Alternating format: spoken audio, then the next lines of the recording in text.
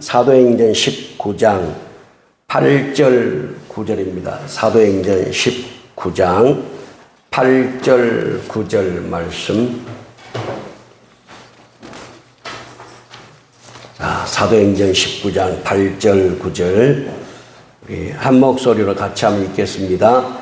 바울이 회당에 들어가 석 달 동안 담대히 하나님 나라에 관하여 강론하며 권면하되 어떤 사람들은 마음이 굳어 순종하지 않고 무리 앞에서 이 도를 비방하거늘 바울이 그들을 떠나 제자들을 따로 세우고 두란노 서원에서 날마다 강론하니라. 아멘. 오늘 말씀 제목 한번 같이 읽어볼까요? 시작. 마음이 굳어지는 것처럼 무서운 것은 없습니다. 자, 뭐가 굳어지는 것처럼 하겠어요? 네, 마음이 굳어지는 것처럼, 마음이 돌처럼, 바위처럼, 쇳덩이처럼 굳어지는 것, 그것처럼 무서운 것이 없다는 것입니다. 다시 한번 우리 옆 사람에게 예수 내 구주, 예수 내 구주, 예수님은 당신의 구주이십니다. 예수님은 나의 구주이십니다. 아멘. 아멘. 우리가 어떤 병이든지 우리 몸을 굳어버리게 만들고 또 우리 속의 장기 또 혈관 이런 것들을 굳어지게 하는 것은 좋은 현상이 절대 아닙니다. 혈액이 굳어진다든가 신경이 굳어진다든가 또 아니면 속에 간이 굳어진다든가 하는 이렇게 뭔가 굳어지는 것은 그것이 심하면 죽음을 초래할 수가 있습니다. 그런데 영적인 일에도 굳어지는 현상이 있어요. 육신의 병만 사람을 굳어지게 하는 것이 아니라 영적인 병에도 굳어지게 하는 것이다 그 말이에요. 근데 성경은 그것을 뭐라고 표현하고 기록하고 있느냐? 마음의 굳어짐 이렇게 표현하고 있어요. 육신의 병들면 장기의 병들면 예를 들어 간경화 이렇게 굳어지는 거죠. 그런 것처럼 성경을 보니까 우리의 마음이 굳어지는 것도 있다는 거예요. 마음의 굳어짐. 여러분 육신이 굳어지면 수술도 할 수가 있고 또 약도 먹을 수가 있고 또 치료의 방법도 여러 가지로 치료할 수 있고 그렇죠. 근데 마음이 굳어지면요 약이 잘 통하지 않습니다. 마음이 굳어지면 수술로 해결할 수가 없습니다. 이번 주간에 어떤 권사님이 저에게 전화가 와서 잠깐 상담하는데 자기 딸을 위해서 기도해 달라고 하는 내용이었습니다. 딸이 자궁에 종양이 생겼는데 전에는 암이 아니라고 했는데 엄마하고 평소에 말을 잘 안 하기 때문에 엄마 입장에서 볼 때는 딸이 뭔가 거짓말하고 있지 않냐 하는 생각을 갖고 있는 거예요. 그래서 엄마를 안심시키기보다도 엄마에게 자신의 몸의 종양을 암이 아니라고 이렇게 뭔가 거짓말은 같다 하는 그런 뉘앙스예요. 그런데 그 권사님 이야기를 잠깐 더 들어보니까 이 딸의 자궁에 종양이 있는 것이 문제가 아니고 더 심각한 것은 뭐냐면 마음이 병이 들었어요. 그 딸의 마음이 병이 들었어요. 그래서 더 이야기하는 중에 그 권사님이 뭐라고 이야기하시냐면 아들을 신학대학에 보내서 아들은 목사님이 됐습니다. 우리 통합교단의 목사님이고 캐나다에서 목회를 하는데 그 아들은 대학을 보내고 대학원을 보내서 목사가 되게 했어요. 그런데 이 딸이 대학을 가고 대학원을 가려고 할 때 가정 형편이 어려우니까 엄마가 못 가겠던 거예요. 그러니까 그것 때문에 이 딸이 엄마에 대해서 마음을 닫아버린 거예요. 그리고 연락도 잘 안 되고 연락도 안 하고 그 마음의 상처가 오래 갔는데 그 딸이 45이에요. 시집도 안 가고 있는 거예요. 그러니까 엄마 입장에서 볼 때는 정말 아픈 거예요. 시집도 안 가고. 그 자기 딸을 대학교를 안 보내준 이것 때문에 그 딸의 마음에 상처가 돼가지고 엄마하고 대화를 닫고 사는 거예요. 근데 연락했는데 곧 서울 쪽에 병원에 접수를 해서 이 종양 문제를 이제 아마 또다시 촬영을 하고 뭐 수술하든지 뭘 한가 봐요. 그걸 놓고 이제 저한테 기도해달라고 전화가 온 거예요. 그래서 제가 그랬죠. 그 딸의 그 자궁에 종양 있는 거 육신의 병의 문제가 아니고 그 딸의 마음의 병이 더 큰 것 같다고. 그래서 마음의 병. 일단 대화가 안 돼 버리니까. 그래서 기도를 해 드렸는데 권사님이 펑펑 울면서 기도를 받긴 받았는데 방금 말씀드린 것처럼 우리 몸에 육신의 어떤 경화 현상이 생기면 수술을 해서 잘라내기도 하고 뚫어내기도 하고 약도 먹기도 하고 녹여내기도 하는데 이 마음이 한번 굳어져 버리면 이건 약으로도 안 되고 수술은 할 수도 없고 그래서 육신이 굳어지는 것보다도 더 무서운 것은 뭐냐면 마음이 굳어져 버리는 거예요. 자, 오늘 말씀 한번 보십시다. 사도행전 19장 8절 9절을 다시 한번 봅시다. 바울이 회당에 들어가 석 달 동안 담대히 하나님 나라에 관하여 강론하며 권면하되 어떤 사람들은 마음이 굳어 순종하지 않고 무리 앞에서 이 도를 비방하거늘 바울이 그들을 떠나 제자들을 따로 세우고 두란노 서원에서 날마다 강론하니라. 여기 보니까 바울이 회당에 들어가서 석 달 동안, 회당이라고 하는 것은 오늘날로 말하면 좀 다르지만 교회라고 할 수 있겠어요. 유대인들은 회당에 모여서 예배를 드리고 말씀을 듣고 교제를 했기 때문에 그 회당이 교회는 아니지만 오늘날의 이 회당의 변천 과정을 볼 때 교회라고 해도 틀린 말은 아니에요. 하나님의 자녀들이 모이는 곳이기 때문에.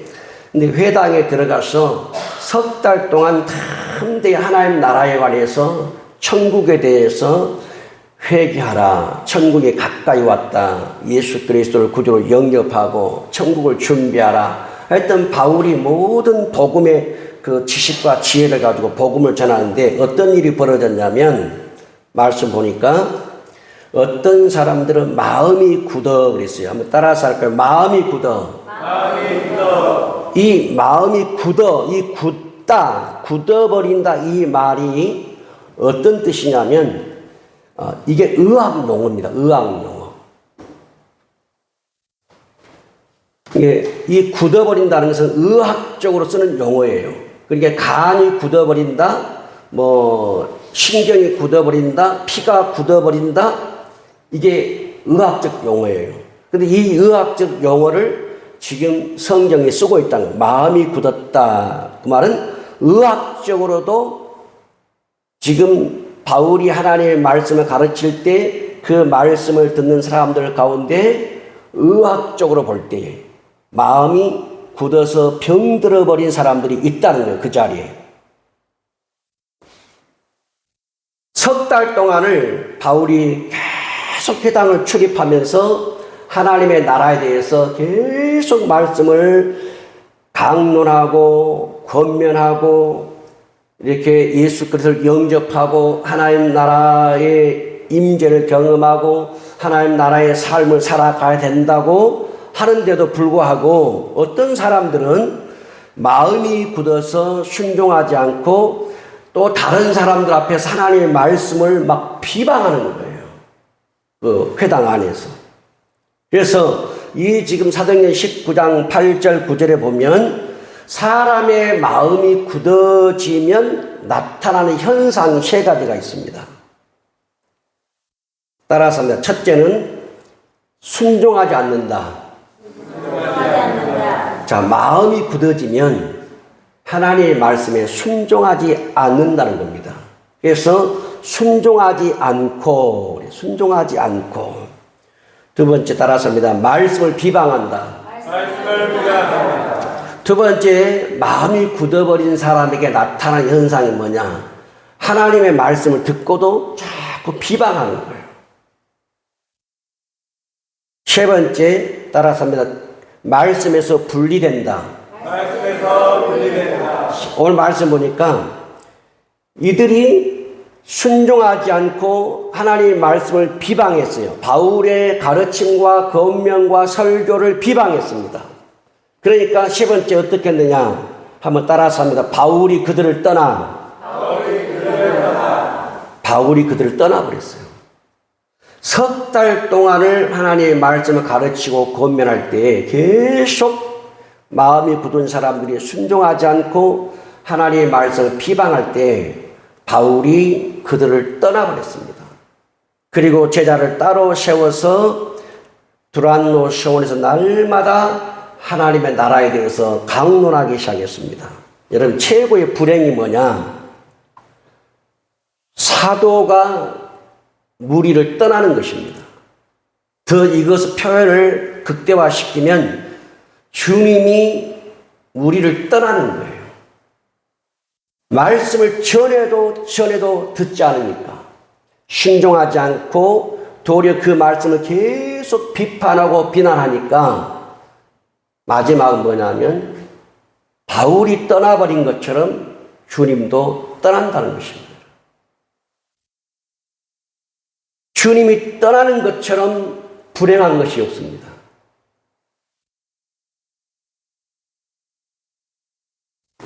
마태복음 19장 21절 22절 한번 보겠습니다. 시작. 예수께서 이르시되 네가 온전하고자 할진대 가서 내 소유를 팔아 가난한 자들에게 주라. 그리하면 하늘에서 보화가 내게 있으리라. 그리고 와서 나를 따르라 하시니 그 청년이 재물이 많음으로 이 말씀을 듣고 근심하며 가니라. 자, 한 젊은이가 아주 아버지로부터 재산을 많이 물려받은 사람 같아요. 아니면 자수성가를 해서 돈을 많이 모은 사람인지는 모르겠어요. 근데 일단 돈이 많은 사람. 그런데 이 젊은이가 영혼 구원에 관해서 깊은 고민이 있었습니다. 어떻게 하면 내 영혼이 구원받을까? 그러니까 예수님께 왔는데 예수님이 하신 말씀이 뭐냐면 네 소유를 팔아가지고 가난한 자들에게 주라. 그러면 하늘에서 너의 부하가 있을 것이고 그리고 와서 나를 따르라. 이 젊은이의 가장 소중하게 여기는 게 재물인데 그 재물을 주님이 처분하고 주님을 따라오라는 거예요. 그러니까 성경이 뭐라 하게 됐냐? 그 청년이 재물이 많음으로 이 말씀을 듣고 근심하며 갔다 그랬어요. 자, 이 청년은 이 재물의 문제로 주님과 분리됩니다. 사도 바울이 해당해서 하나님의 말씀을 전할 때 마음이 굳은 사람들이 보니까 순종하지 않고 비방하면서 그런 행동을 계속 석 달 동안을 벌일 때 바울은 더 이상 어떻게 보면 그들에게 소망을 찾을 수 없는 거예요. 그래서 떠나버렸어요. 성경에 보게 되면 주님이 떠나는 장면도 있습니다. 이 부자 청년은 재물 문제로 주님을 떠나는 거예요. 그런데 또 하나님의 말씀을 받아들이지 않을 때 주님이 떠나는 경우도 있어요. 우리가 어떤 문제든지 우리 자신을 주님과 분리시키는 것은 최고의 불행입니다. 우리 신앙생활에 우리 성도들이 우리 자신을 하나님의 말씀에서 분리시키는 이런 불행이에요. 저와 여러분들을 하나님에게서, 우리 주님에게서 분리시키는 것은 최고의 불행입니다.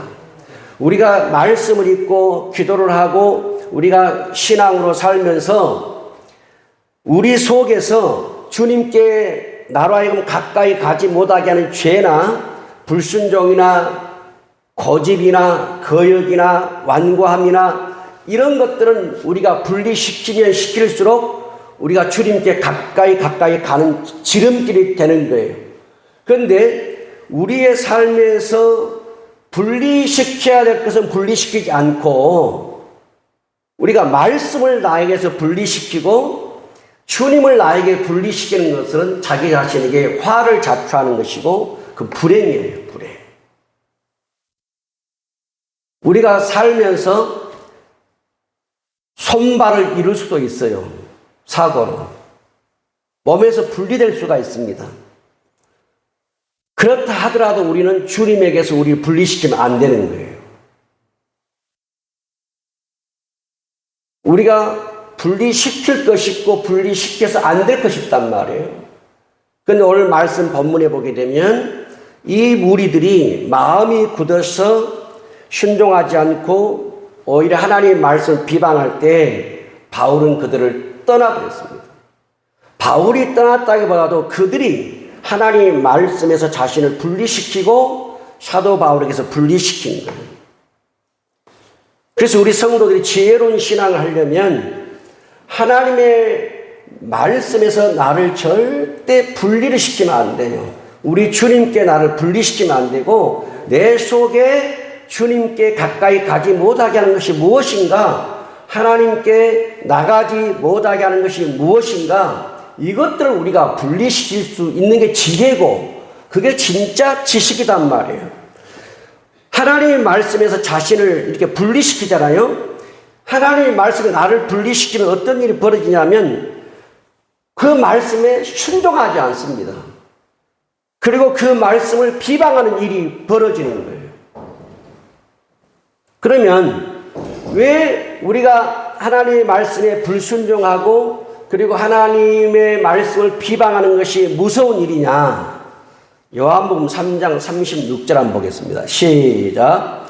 아들을 믿는 자에게는 영생이 있고 아들에게 순종하지 아니하는 자는 영생을 보지 못하고 도리어 하나님의 진노가 그에 머물러 있느니라. 자, 믿고 순종하면 영생이 있다는 거예요. 믿고 순종하는 자에게 영생이 있다는 거예요. 그런데 아들에게 순종하지 않으면 영생을 보지 못하고 하나님의 진노가 그 위에 계속 머물러 있어요. 여러분, 수많은 새들이 여러분의 머리 위를 오늘도 날아서 지나갑니다. 그런데 그 새들이 여러분의 머리 위에 집을 짓게 해서는 안 돼요. 그 새들이 여러분의 머리에 집을 지으면 온갖 똥을 싸고 오줌을 싸고 여러분의 삶을, 생각을 어지럽히는 거예요. 사탄이 여러분의 머리 위로 지나갈 수 있어요. 그런데 그 사탄이 여러분의 머리 위에 둥지를 틀게 하면 안 돼요. 하나님의 진노가 그 머리 위에 머물러 있으면 여러분 생각해 보세요. 이 사람이 무엇이 형통하겠으며 무엇이 잘 되겠으며 그 삶이 어디 간들 안전하겠냐 그 말이에요. 하나님의 아들을 믿지 않는 자에게 순종하지 않는 자는 영생도 없다는 거예요. 영생을 보지 못하고 도리어 하나님의 진노가 그 위에 머물러 있기 때문에 이런 사람들은 어디를 가도 무엇을 해도 하나님의 진노 아래에서 형통할 수가 없습니다. 무엇이 자기 삶에 풀어질 수가 없어요. 그래서 우리는 말씀을 듣는 자세, 태도에 따라서 우리 인생의 결과가 엄청나게 달라진다는 것을 깨닫게 됩니다. 또 우리가 성경 에베소서를 보게 되면 사도 바울이 사람의 마음이 굳어질 때에 어떤 결과가 오느냐.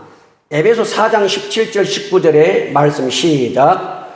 그러므로 내가 이것을 말하며 주 안에서 증언하노니 이제부터 너희는 이방인이 그 마음에 회망한 것으로 행함같이 행하지 말라. 그들의 총명이 어두워지고 그들 가운데 있는 무지함과 그들의 마음이 굳어짐으로 말미암아 하나님의 생명에서 떠나 있도다. 그들이 감각 없는 자가 되어 자신을 방탕에 방임하여 모든 더러운 것을 욕심으로 행하되 그랬어요. 여기 보면 마음이 굳어지면요. 마음이 굳어지면 그들의 마음이 굳어짐으로 말미암아 마음이 굳어지면 어떤 일이 생기느냐. 바울이 여기서 6가지를 말해요. 첫째는 이방인 하나님을 믿지 않는 이방인이 그 마음에 허망한 것으로 행하는 것 같이 행한다는 거예요. 그럼 이방인이 그 마음에 허망한 것 뭐냐? 허망한 것. 그 말씀 다시 한번 17절에 보세요.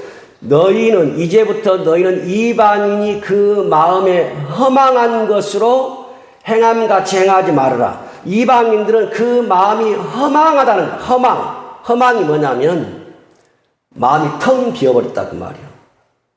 공허하다, 무익하다, 무가치하다. 그러니까 마음이 굳어버리면 이방인들이 하는 행동을 똑같이 한다는 거예요.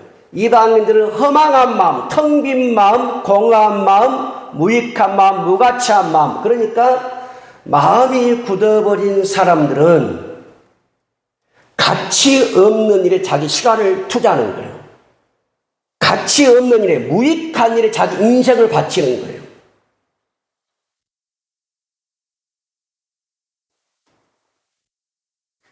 예, 마음에 텅 비었기 때문에, 마음에 예수가 없기 때문에. 마음에 예수가 없어요. 그러니까 텅 비었어. 그래서 이 사람들은 세상 사람들처럼 다 무익하고 쓸데없고 쓸모없고 가치 없는 일을 쫓아간다는 거예요. 그게 뭐냐? 내 마음이 굳었을 때 나타난 첫 번째 현상이 뭐냐? 내가 허망한 것을 쫓아가느냐 아니냐가 기준이라는 거예요. 여러분의 마음이 굳었으면 나타나는 현상 첫 번째가 뭐예요? 험한 것을 따라간다는 거예요. 두 번째, 마음이 굳어지면 나타나는 현상 두 번째 뭐냐면 총명이 어두워진다 그랬어요. 그들의 총명이 어두워지고, 이 무슨 말이냐면 총명 어두워진다는 말이 뭐냐면 생각이 어두워진다 그 말이거든요. 그러면 생각이 어두워지니까 어떤 일이 벌어지냐? 방향 감각을 잃어버린다는 거예요. 여러분 동서남북 어딘지 알죠? 오른쪽 왼쪽 다 알죠? 앞, 뒤 안단 말이에요. 여러분이 어떤 길을 갈 때 이게 왼쪽으로 가야 될지 오른쪽으로 가야 될지 다 알아요. 근데 여러분 마음이 굳어지면 생각이 어두워지고 방향 감각을 잃어요. 이게 무슨 말이냐면 오른쪽 왼쪽을 모른다 그 말이 아니에요. 앞뒤를 모른다 그 말이 아니고 이게 죄인지 이게 좋은 건지 이게 나쁜 것인지 이게 악한 것인지 분별이 안 되어버린다는 거예요. 마음이 굳어버리면 방향 감각을 잃어버린다는 거예요. 그래서 나쁜 것도 집어먹는 거예요. 악한 것도 집어먹고 삼켜버리는 거예요. 이게 분별이 없기 때문에 방향 감각을 잃어버리는 거예요. 총명이 어두워져. 총명, 생각이 어두워진다는 말이에요.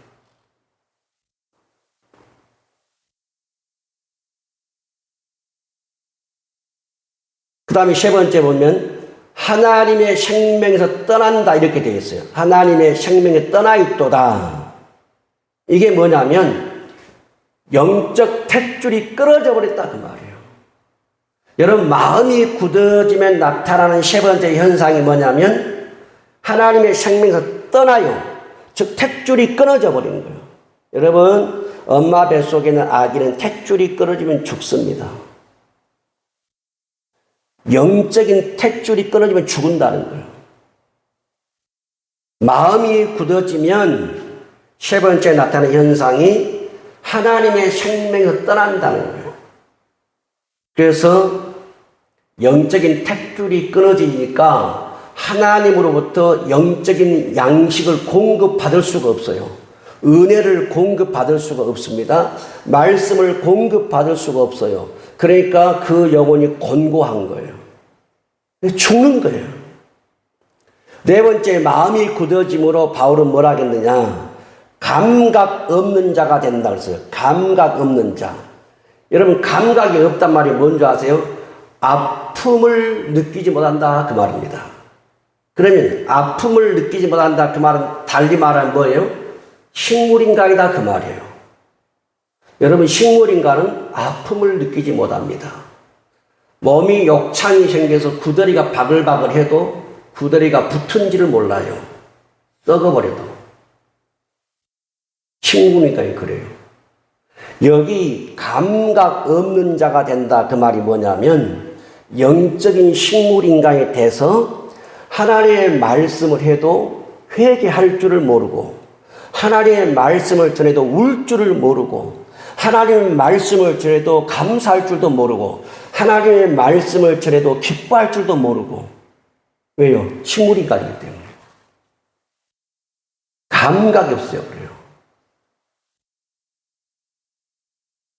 마음이 굳어지면 이런 현상이 생긴다는 거예요. 무섭죠? 그 다음에 또 바울이 뭐라고 말씀하냐면 자신을 방탕에 방임하여 있어요. 자신을 방탕에 방임한다.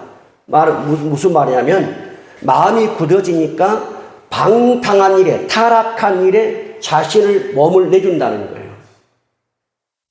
여러분, 자신의 몸을 타락의 도구로 내주는 것은 뭐냐면 마음이 굳어버려서 그래요. 자신의 몸을 죄의 도구로 내주는 것은 감각이 없고 이미 감각이 없는 거예요. 들어도 감각이 없고 찬송을 불러도 감각이 없고 말씀을 봐도 감각이 없는 거예요. 그러니까 어떻게 해요? 그 다음 진행 방향이 방탕한 일에 자신을 내줘버린 거예요. 내 마음도 내주고 내 욕심도 내주고 다 내주는 거예요. 그 다음에 여섯 번째 뭐냐면 모든 더러운 것을 욕심으로 행하되고 있어요. 이게 뭐냐면 욕심이 생기기 때문에 더러운 것도 집어삼키고 먹는다 그 말입니다. 모든 더러운 것을 욕심을 행한다. 더러운 일을 이게 더러운 일인지 아는데 더러운 일을 내가 행한다는 거예요. 뭐 때문에? 욕심 때문에. 욕심 때문에. 그래서 마음이 굳어져 버리면 마지막 여섯 번째 단계가 뭐냐면 더러운 것도 내가 집어삼키고 사는 거예요. 근데 자기가 그게 더러운 것인지를 몰라요. 왜냐하면 감각 없는 자가 돼버렸기 때문에 마음이 굳어버렸단 말이에요. 돌처럼 바위처럼 굳어서요. 전혀 깨달음이 없는 거예요. 마음이 굳어지면 사도 바울은 이렇게 하나님의 자녀일지라도 그 마음이 험한 것을 따라가고 그 생각이 어두워지고 하나님의 생명을 떠나게 되고 영적 식물인간이 되고 방탕에 자신을 방임하게 되고 모든 더러운 것을 욕심을 행하다가 지옥 가는 거예요. 그러니까 여러분 보면 마음이 굳어진 게 얼마나 무섭냐고 말이에요. 육신이 굳어서 병든 것은 수술하면 된다고요. 여러분 육신이 굳어져서 설령 죽을 수 있습니다. 그것도 우리가 예수님 잘 믿으면 천국 가는 거예요. 근데 여러분 마음이 굳어버리면요 천국 못 가는 거예요. 마음이 굳어져요. 이게 무서운 병이다. 그래서 마음이 굳어지지 않으려면 말씀을 듣는 자세가 굉장히 중요합니다. 말씀을 듣는 자세가. 자, 그러면 한번 사무엘부터 봅시다. 자, 여러분 눈을 뜨세요. 눈을 뜨세요. 눈을 뜨세요. 잠자지 마세요. 자, 사무엘상 3장 10절. 시작. 여호와께서 임하여 서서 전과 같이 사무엘아 사무엘아 부르시는지라. 사무엘 이르되 말씀하옵소서 주의 종이 듣겠나이다. 한번 따라서 말씀하옵소서 주의 종이 듣겠나이다. 여러분 예배 시간에는요 이 자세를 가져야 돼요. 하나님 말씀하십시오. 주의 종이 듣겠습니다. 어린 사무엘에게는 하나님의 말씀이 들리는 거예요. 그런데 제사장 엘리에게는 하나님의 말씀이 안 들려버리는 거예요. 귀가 막혀버렸어요. 완전히 영적 귀가 막히니까 안 들리는 거예요. 오늘 제가 설교할 때 여러분의 귀에 말씀이 들려주기를 바랍니다. 들려줘야 산단 말이에요. 들려줘야. 뭔 말을 하는가 목사가 도대체 무슨 설교를 하려고 하는가. 마음이 굳어지면 말씀에 불순종하고, 마음이 굳어지면 그 말씀을 비방하게 되고, 마음이 굳어지면 하나님에서 떠나버린다는 거예요. 마음이 굳어지면. 그래서 내 마음이 굳어지지 않으려면 어떻게 되냐. 하나님 말씀하세요. 제가 듣겠습니다. 여러분 우리 교회 수요일마다 기도하러 오신 분 계시죠? 군산에서 목사님하고 남편 장로님하고. 그 목사님이 왜 오시냐면 전에 집사님으로 교회를 섬길 때는 하나님의 말씀을 듣고 살았어요. 하나님의 음성을 듣고 살았어요. 그리고 그 음성을 들은 즉시 순종을 했습니다. 그래서 제가 지난번에 1,000번째 때 1억 이야기 했잖아요. 제가 다시 물어봤어요. 1억이 있어서 했습니까? 라고 물어봤어요. 목사님 1억이 있어서 한 게 아니라는 거예요. 하나님이 말씀하니까 그 말씀에 나는 순종할 수밖에 없고, 또 하나님이 나한테 그렇게 내가 감당할 수 없는 음성일지라도 그 말씀이 들리는 것은 들리는 그 자체가 나한테 너무 행복하다는 거예요. 그런데 하나님께서 그 딸을 그렇게 하나님 앞에 물질을 없는데 심었어요. 하나님이 그 딸에게 복을 주신 거예요. 내가 너에게 병원을 하게 만들겠다. 군산으로 내려가라. 그래서 내려와서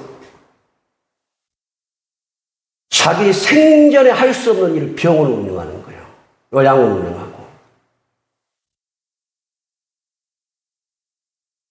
그런데 집사로 있을 때는 그렇게 하나님 음성이 들리고 속에서 음성이 올라오고 때로는 보여지고 성령 임재를 느끼고 이래서 그게 너무너무 좋았는데, 목사님 지금 이 병원 하면서부터 하나님의 음성 듣는 것이 안 들려지고, 그러니까 이 옛날에 이 영성을 다시 회복하기 위해서 몸부림을 치고 매달마다 기쁨의 교회를 남편과 함께 올라가는 거예요. 그리고 우리 교회도 오고, 우리 교회는 언양 아니에요. 이것을 회복하기 위해서 전국에 있는 교회들을 다 찾아다니는 거예요. 여러분은 모릅니다. 그걸 못 느낀 사람은 모르는 게 백날 말도 몰라요. 내 하늘 아버지하고 늘 소통하고 교제하고 그 음성이 들리고 그렇게 살아가는 사람을 듣지 못하는 사람은 전혀 모르는 거예요. 100번을 말해도 1000번을 말해도. 그러니까 그걸 회복하고 싶은 거예요. 그게. 그래서 기도하러 오는 거예요.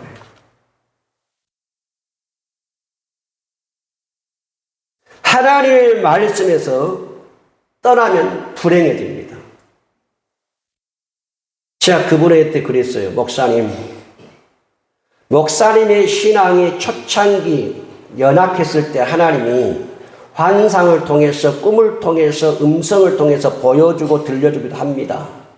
그러나 목사님이 성장하고 성숙했기 때문에 지금 목사님이 보이지 않고 들리지 않아도 하나님과 겸손히 동행하고 있으면 그것이 최고의 믿음이고 축복입니다.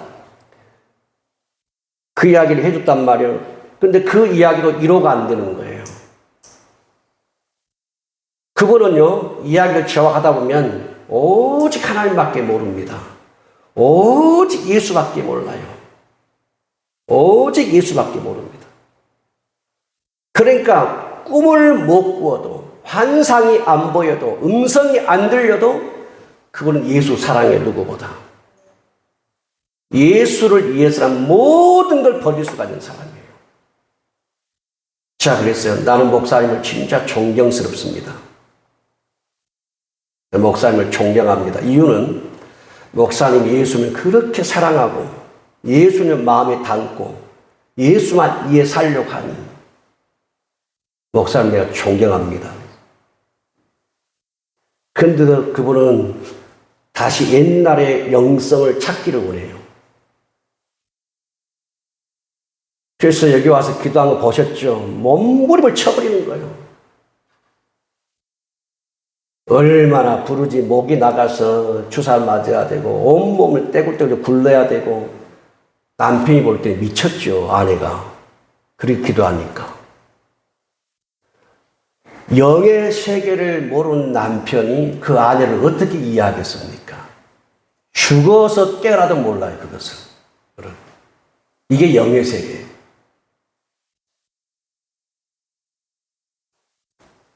주야로 주님과 동행하지만 그분의 음성이 안 들릴 때는 인생이 끝난 것 같아요. 주님이 떠난 게 아닌데. 그런데 실제적으로 마음이 굳어서 불순종하고 하나님의 말씀을 비방하고 하나님에게 떠나버린 영혼들이 그렇게 하나님을 갈망하고 찾고 구해야 되는데 그게 아니에요.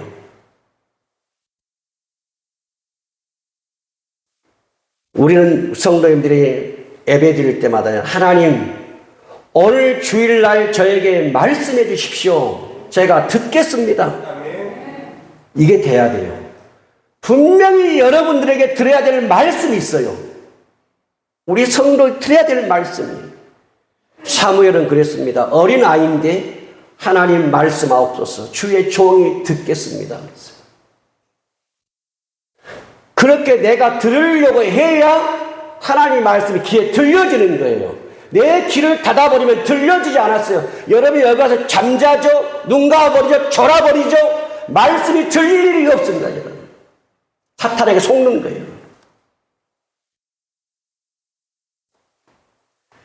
누가복음 1장 38절을 봅시다. 시작. 마리아가 이르되 주의 여종이오니 말씀대로 내게 이루어지이다. 지금 마리아가 하는 말이에요. 마리아가 뭐라고 하냐면 주님의 여종이니 말씀대로 내게 이루어지게 해달라는 거예요. 말씀대로. 어떤 말씀을 듣겠다는 거예요. 마리아가 처녀의 몸으로 아기를 잉태하잖아. 예수를 동정녀고 남자하고 잠을 자자는데 아기를 가졌단 말이에요. 나는 주의 여종이니 그 말씀이 내게 이루어지기를 원한다는 거예요. 여러분에게 이 설교가 오늘 설교가 여러분에게 와닿지 않아도 나한테 안 맞는 말씀일지라도 마리아가 지금 그거잖아요. 어떻게 처녀가 아이를 가질 수 있습니까? 근데 그 말씀이 내게 이루어지기를 원한다는 거예요. 오늘 말씀 설교가 여러분의 마음에 안 맞아도 하나님의 말씀이니까 그 말씀 내게 이루어지기를 원합니다라고 해야 한다는 거예요. 그게 신앙이다. 마리아는 그런 믿음을 가졌어요. 이런 믿음을 가지고 있기 때문에 이 처녀에게 동정녀 탄생의 역사가 일어나는 거예요. 하나님의 말씀을 받아들일 자세가 안 될 수는 어떻게 성령으로 그 아이를 잉태시킬 수 있겠습니까? 어떤 말씀인지 받아들이고 먹을 수 있는 이 마음이 돼야 하나님이 그 말씀을 다 부어버리는 거예요.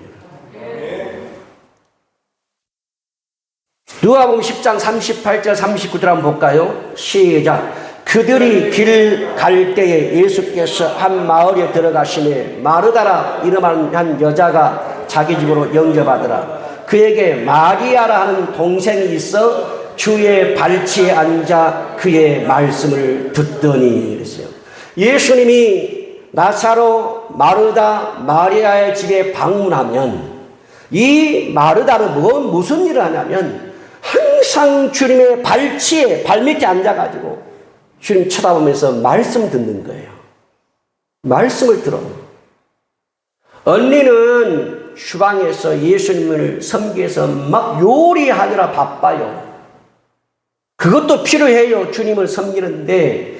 근데 이 동생은 욕심이 대단해요. 주님 발밑에 딱 앉아가지고 한 말씀도 땅에 떨어지지 않게 하려고, 그 주님의 입에 나오는 말씀을 받아 먹으려고 그러는 거예요. 말씀을 듣는 자세가 내 인생을 바꾼단 말이에요. 말씀을 듣는 태도가 나를 바꾼다 그 말이에요. 사도행전 17장 11절 한번 볼까요?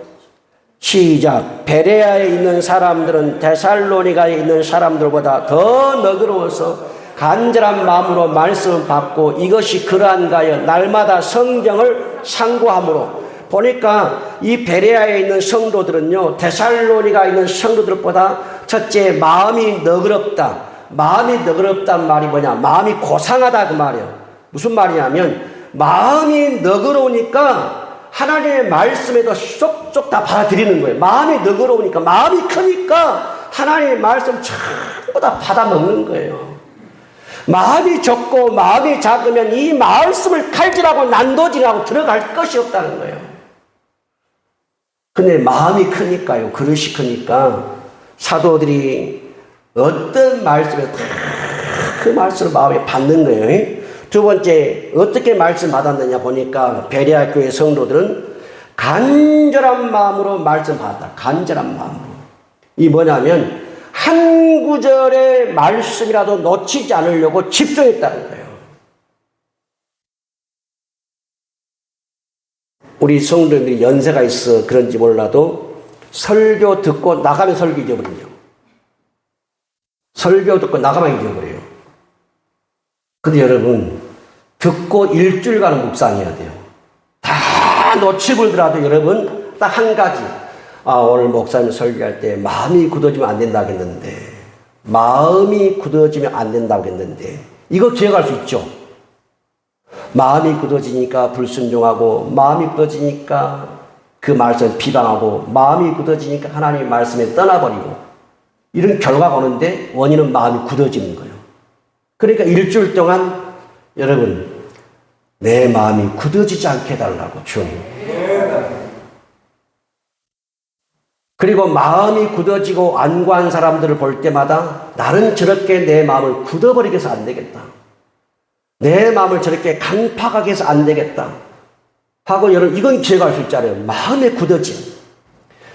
베레아 교회 성도들은요, 간절한 말씀으로 한 구절의 말씀이라도 놓치지 않았다는 거예요. 들었어요. 그리고 세 번째 보니까 그러한가 하여 날마다 성경을 상고했어요. 그 자신이 하나님 말씀대로 살고 있는지 안 살고 있는지 조사하고 검토했다는 거예요. 날마다 성경을 살폈다는 거예요. 내가 이렇게 살고 있나? 내가 이렇게 못 살고 있나? 살폈다는 거예요. 여러분, 저와 여러분들이 이렇게 날마다 성경을 펴서 나를 살펴본다면 우리의 신앙을 정말 나무랄 것이 없어요. 누가 책망할 것이 있겠어요? 누가 비판하고 판단할 것이 있겠어요? 성경을 펴가지고 날마다 내가 이렇게 사나 이렇게 사나 이렇게 살아 조사하고 살피고 측량하고 나를 살핀다면 내 신앙을 누가 타다할 수 있는 그런 것들이 있겠냐는 거예요. 완전한 신앙을 만들어갈 수가 있죠. 이렇게 베레아 교회 성도들 하나님 말씀을 잘 들었다는 거예요. 그래서 하나님 말씀을 듣는 것과 듣지 않는 것이 얼마나 인생을 바꾸는가 알 수 있어요. 여러분, 예배 중에 하나님 말씀 잘 안 들을 수가 있어요. 누가 말씀에 잘 안 들을 수가 있어요.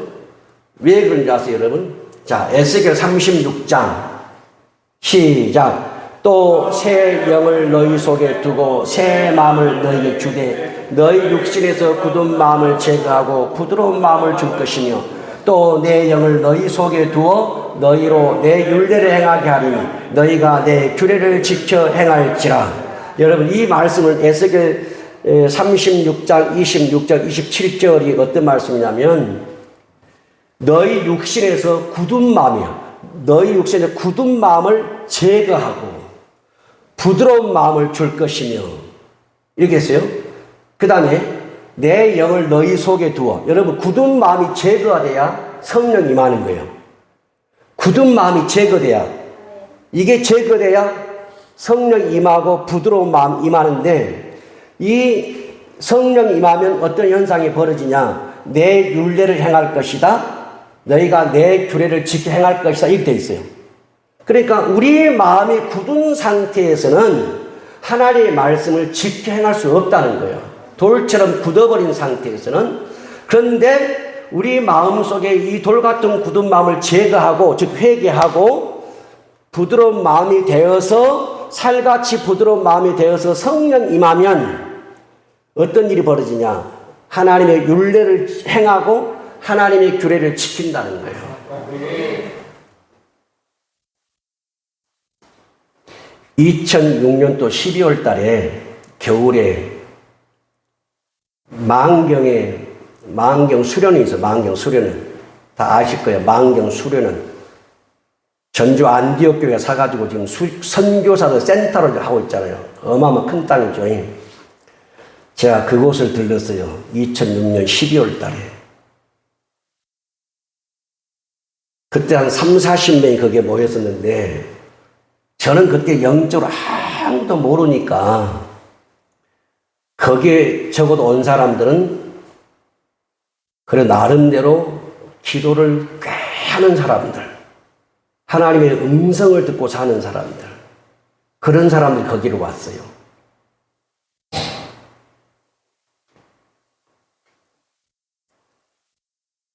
자, 거기서 기도하기를 이 에스겔 36장 26절과 27절을 가지고 기도하는 거예요. 하나님, 내 육신의 굳은 마음을 제거하시고 부드러운 마음을 주시고 살같이 돌같이 굳은 마음을 제거하시고 살같이 부드러운 마음을 주시고 주님의 영을 내게 부으사 주님의 말씀대로 내가 행하며 살게 해주세요. 이 기도를 한 거예요. 12월 달에. 저는 제가 거듭난 지가 언제인지 압니다. 내가 구원받은 지가 언제인지 나는 알아요. 왜냐하면 육신의 목사로 살 때와 영의 목사로 살 때를 나는 정확히 아니까. 여러분, 하나님의 말씀이 왜 안 들리느냐? 내 마음이 굳어버렸다는 거예요. 돌처럼 굳어버렸다. 그래서 이 굳은 마음을 아버지 제거해 주세요. 내 이 마음을 살같이 부드럽게 해주세요. 주의 성령을 내게 부어주셔서 주의 율례를 행하게 해주세요. 여러분, 이 돌같이 굳어버린 이게 제거가 안 되면요, 우리 주님 뜻대로 못 삽니다. 영적인 식물 인간이니까 은혜 못 받아요. 한번 따라서 합니다. 주님, 성령으로 역사하사 저의 굳은 마음을 제거하시고 살같이 부드러운 마음을 주옵소서. 주님, 진심으로 성령님을 원합니다. 주님, 진심으로 성령님께 굴복하기 원합니다. 고백해야 돼요. 그래야 그분이 오시는 거예요. 내가 의도적으로 이 굳은 마음을 깨버리려고 해야 돼요. 그래야 그분이 임재가 이루어지는 거예요. 그래서 그가 성령 안에 말씀 안에 살게 그분이 만들어가는 거예요. 여러분, 저도 목회보지만 목사가 절대 사람 변화 못 시킵니다. 목사 사람 변화 못 시켜요. 그걸 변화시켜 보려고 하니까 문제가 생기는 교회예요. 제가 깨달은 것이 그거였어요. 누가 변화시키냐? 성령님이. 다시 말씀드리지만 수요일날 우리 교회 오신 목사님과 장로님, 제가 이번 주간에 그 목사님에게 그랬어요. 남편 장로님 위해서 기도해 주세요. 안수해 주세요. 그래서 목사님이다. 그래서 제가 보니까 한 손은 머리에 얹고 한 손 등에 얹으라게 놓고 남편에서 기도해 주라고. 근데 보니까 남편에서 얼마나 우는지. 제가 보니까 여기에요. 지금도 눈물 자국이 있어요, 여기. 눈물 자국이 있는데 남편에서 얼마나 우는지를 몰라요. 자기 남편은 이렇게 말하지 않대. 우리 남편처럼 좋은 남편이었고, 우리 남편처럼 착한 남편이었고, 우리 남편처럼 정직한 남편이 없어요. 그런 공직자였어요. 흠이 없어. 그런데 아내가 볼 때 성령으로 온전히 거듭나지 않은 거예요. 세상에 좋은 사람인데. 그게 너무, 왜냐하면 그 목사는 영적인 세계를 경험해 봤잖아요. 하나님의 음성을 들어봤잖아요. 그 음성을 듣고 대전서 여기까지 왔잖아요. 맨 땅에다가 병원을 세웠잖아요. 오직 하나님의 음성만 듣고.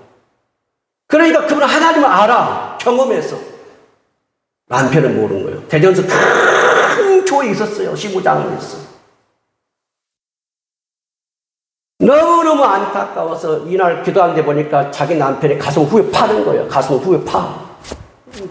안타까우니까. 이 가슴이 안 깨지니까 이걸 깨려고 하는 거예요. 하다가 자기가 지쳐서 성령의 임재에 쓰러져 버린 거예요. 와서 봤더니 눈물이 여기 쌓여 있는 거예요.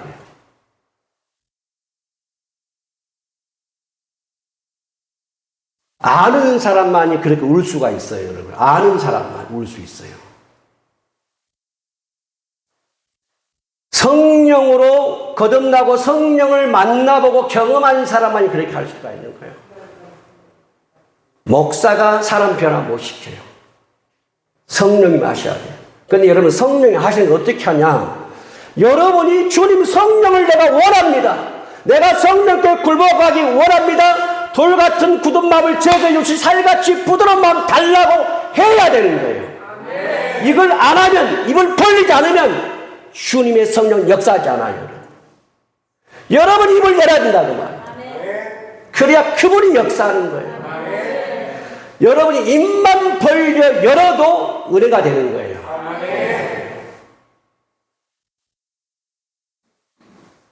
성령만이 저와 여러분 바꿀 수가 있어요. 여러분, 우리는 주님 앞에서 굳은 마음을 가지면 안 됩니다. 하나님의 말씀 앞에서 굳은 마음을 가지면 안 돼요. 저와 여러분 육신이 병들 수 있습니다. 굳어버릴 수가 있습니다. 그래도 여러분 우리가 예수 믿고 예수 만나면 천국 가는 거예요. 그러나 내 마음이 굳어버리면 여러분 지옥 간단 말이에요. 마음이 굳으니까 불순종하고 하나님 말씀 비방하고 주님 말씀을 떠나버리는데 무슨 천국이 있겠냐고 말이에요. 그래서 우리의 심령이 굳어지지 않도록 하는 것이 얼마나 중요한지 축복인지. 우리 성도님들이 우리의 심령이 굳어지지 않게 하는 것, 이것이 자기 영혼에게 최고의 선물을 주는 것입니다. 여러분이 영혼에게 최고의 주는 선물이 뭐냐? 성령이 여러분을 이끌어가게 만드는 거예요. 주님의 말씀이 여러분의 삶을 통치하게 하는 겁니다. 이 한 가지만 여러분 일생에 한다면 여러분의 영혼을 책임지는 사람이에요. 저와 여러분의 이 육신은요, 우리 영혼을 책임지는 사람이 되어야 됩니다. 내 영혼을 지옥 가게 할 거냐, 내 영혼을 천국 가게 할 거냐, 누가 책임지냐? 내 이놈의 육신이 책임진다고, 육신. 그래서 일주일 동안 주님, 내 마음이 너무 굳어졌습니다. 내 마음이 콘크리트처럼, 쇠처럼, 돌처럼 돼버렸습니다. 이걸 주님 깨주십시오. 이걸 부셔주십시오. 하고 주님 찾고 성령님 찾고 구하고, 그래서 일주일 동안 이 마음의 굳어짐을 깨뜨리는 그런 은혜가 있기를 예수님의 축복합니다. 기도하겠습니다. 하나님 아버지, 오늘 말씀을 통해서 하나님의 말씀을 듣는 사람의 마음이 굳어지면 불순종하게 되고 말씀을 비방하게 되고 그리고 말씀에서 떠나는 일이 벌어지는 것에 대해서 말씀을 나누었습니다. 하나님, 오늘 말씀을 통해서 우리가 다 몰라도 내 마음이 굳어지지 않도록, 또 우리의 마음이 굳어졌다면 그것을 깨뜨리는 시간을 갖게 하여 주옵소서. 무엇이 우리의 마음을 굳어지게 하고 있는지를 깨달음을 주시고, 성령님 원하오니 오셔서 우리 마음 살같이 부드럽게 만들어 주시고, 하나님의 말씀 안에 거하는 우리 성도님들 되게 하여 주옵소서. 예수님의 이름으로 기도합니다. 아멘.